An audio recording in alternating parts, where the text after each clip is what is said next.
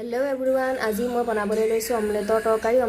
মানে দুটা ডিম লৈছো ইয়া পিয়াজ এটা কাটি লৈছো বিলাহী কাটি লৈছো আলু ইয়া কাটি লৈছো ইয়া তেজপাত লৈছো জলকীয়া এটা কাটি লৈছো আদা নহৰু বটি লৈছো প্ৰথমে মই অমলেট দুটা বনাই লৈছো তাত অকল নিমখে দিছো পিয়াজ দিয়া নাই আপোনালোকে পিয়াজ দিব পাৰে প্ৰথমে মই কেৰাহী এটাত তেল গৰমাই আলু কেইছ অকল ভাজি লৈছো তাৰ পিছতে পিয়াজ দিছো আৰু তেজপাত দিছো পিয়াজখিনি ভাজি হোৱাৰ পিছতে আদা নহৰু দি পেলাই অকণ ভাজি আছো তাৰ পিছতে বিলাহী আৰু কাটি থোৱা জলকীয়া দি দিছো ইয়া হালধি দি দিছো ইয়া নিমখ দিছো ইয়া গৰম মছলা অকণ দিছো আলু কেইটুকুৰ দি দিছো